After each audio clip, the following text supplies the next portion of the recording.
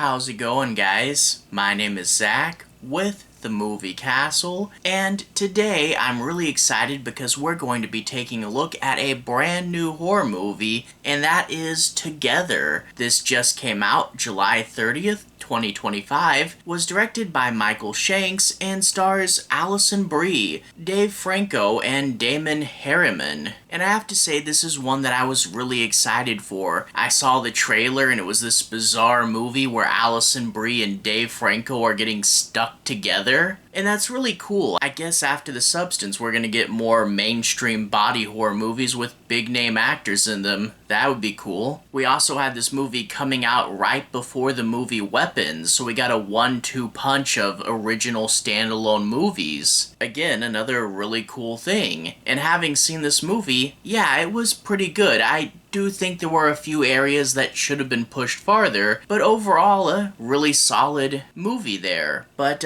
what's the pitch with this one? No major spoilers, but the setup here is that we have a couple, Alison Brie and Dave Franco, who are a couple in real life, but in the movie they have a bit of a strained relationship. It turns out they've been together for 10 years but have never gotten married. Dave Franco wants to be a musician, but while he does have a gig from time to time, he doesn't really have much success in the field. Alison Brie is a successful teacher, and because of her job they wind up moving deep into the woods so she can teach at a school that's a little bit away from the city. Dave Franco's character doesn't even have a driver's license, so he feels kinda stuck, literally pulled away from his community, and that's going to hurt his career a bit. At the same time though, Alison Brie's the one who's making the money, so it's a bit of a codependency problem. Well, pretty early on, they decide to go on a hike and accidentally fall into this strange sunken ruins, and everything seems a little warped and seems a little sticky. And after the encounter in this location, the couple start to feel a little changed, literally drawn to one another. And when they are together, they start to literally stick and fuse to each other, literally mashing the two of them together. And I have to say, this is a really good, interesting concept. I was a little worried when I saw the trailer that it might just be some angry and bitter anti-marriage rant, but that's not really what it is at all. It's a character study on these two's relationship,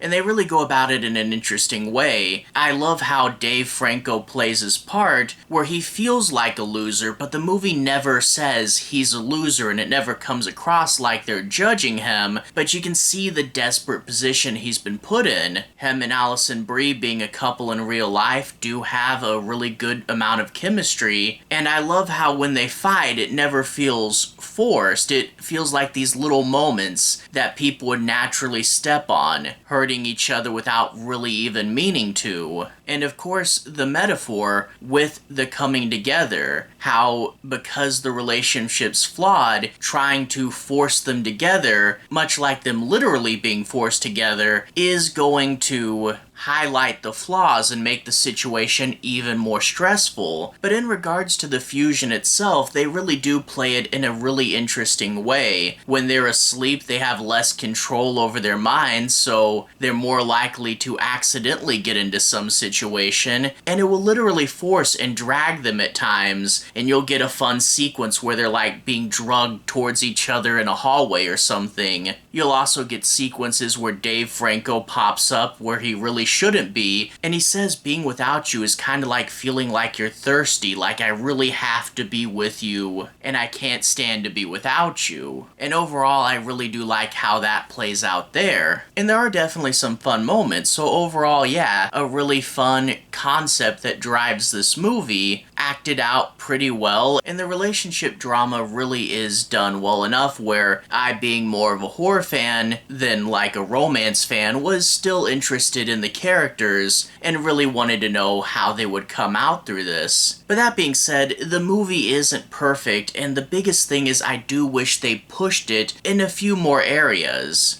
For example, with the being drawn together, we do get some really good sequences. There's obviously the sequence with the power tool at the dining room table that was in the trailer. There's also another really good sequence that takes place in a public bathroom. But I wish we had more of that. I wish the writers would have come up with more unique and individual situations with more unique and individual gags, because the dragging together is fun, but at the same time it feels like most of what we're doing is dragging together, and I would have loved if we had more sequency stuff in here. Also, I do worry that the gore hounds might be a little bit disappointed in this. Again, there are some good moments, especially towards the end, but I really wish we got more special effects work and more bizarre imagery, say in the style of The Thing or something. And when they're pulling apart, you could have really done some gory and nasty stuff, but I guess maybe that wasn't what the movie had in mind. Maybe that's not this film's interest. And the last thing I want to complain about is I do wish we got more lore. When we get towards the end of the movie, we basically know what was going on. Oh, this is why this is happening. This is sort of the reason for the fusion. But at the same time, I feel there's so much wasted potential and we barely scratched the surface of this world's unique rules. And if we had gone a little deeper, there could have been more for the characters to do. It is a good character study movie, but at the same time, it is a little bit light on the plot, and I do wish there was more for them to figure out and more of like a puzzly element for them. But again, it is more just a character study, and sadly we are kind of light on the plot and the gore, and I wish we had more sequences. Other than that though, what it does fairly well, and I did like seeing this original horror movie. I can totally see this being on the top 10 horror movies of 2025, but not like a top 5 or anything. Overall, I liked it. I just wished it had swung for it just a little bit harder, you know? Anyway, all that being said, to everyone who's watched so far, thank you for watching. To everyone who's liked and subscribed, thank you. You really are helping the channel out. I'll leave a relevant playlist on the bottom if you guys want to see me talk about other 2025 movies. You can find more there. Things like Bring Her Back and Sinners. And hey, if you want to get crazy, even Megan 2.0 is in there. Anyway, have a good day. I'll see you guys again very, very soon. Playlist here.